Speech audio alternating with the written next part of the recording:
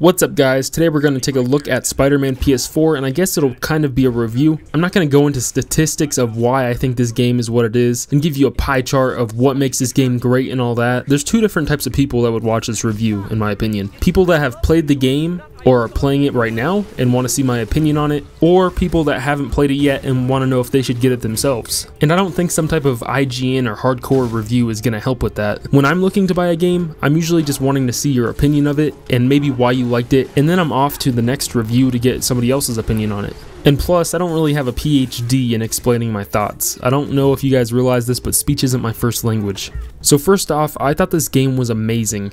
I think it's one of the best games of the year, or even the past few years. The only games that come to mind that are even close to it is God of War and The Last of Us. And I hate to sit here and sound like a PlayStation Master Race diehard, because I'm not. I play every console out there, including computer, but man, PlayStation is absolutely insane with all of these single player games. I don't know how PlayStation just happens to get all of these developers and games that actually know how to not only make a great game, but a great story. Alright, so let's start with the stuff that I liked about it. Again, the story was great. I'd give the story probably a 9 out of 10. What makes a story great to me is making you care about the characters, giving you emotion, the acting, the soundtrack, all of that. All of those were amazing. The soundtrack was awesome. There's the main theme soundtrack, and then there's another one, like a more sad one that I haven't been able to find on YouTube or anywhere else. I don't know if they're the same soundtrack or what, but whatever sad one I heard was awesome. The acting and the dialogue for me were next level for a video game. If for some reason you decide to never play this game, I highly suggest at least watching it, at least watch walkthroughs of a YouTuber or somebody play it. The last thing that I can think of that makes the story so great are the missions. There's an immense amount of different types of missions and action in those missions.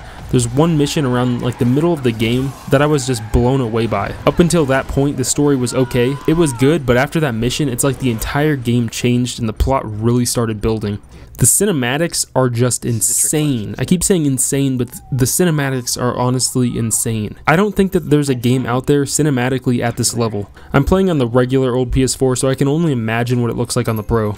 But just looking at their faces during the cinematics is just nuts. Sometimes I like watching it more than playing the actual game because they're just that good. Not only is the story really good, but the gameplay is also really good. The problem with past Spider-Man games, at least from what I remember on the PS2, because that's the last time I played one of these, was the web swinging, and just moving around in general on buildings, ledges, and all that. They seem to have mastered that this time. I can sit here all day long just swinging around in the city as if I were playing a driving game like Forza. I can get on here and chill and swing around the same way I would get on there and just lay back and chill and drive around. If web swinging was the only thing that you could do in here, I would still have fun. Except it's not. There's still a ton of different things you can do. The fighting is also oddly fun to where I can just zone out and beat up a bunch of bad guys for like 30 minutes straight. And while you're leveling up, you can unlock more skills to give you more combos and make fighting even more fun. Now, some of the bad stuff, and honestly, there's not a whole lot of stuff that I can say. I'm not trying to suck the game's ass here, but I can't really find a whole lot of stuff bad about it. I've literally had to sit here and think about what to say for this part, but all I can think of are some minor things. For example, the puzzles tend to get a bit annoying, but even then, they're not that bad. For some repeated puzzles, they're kind of interesting.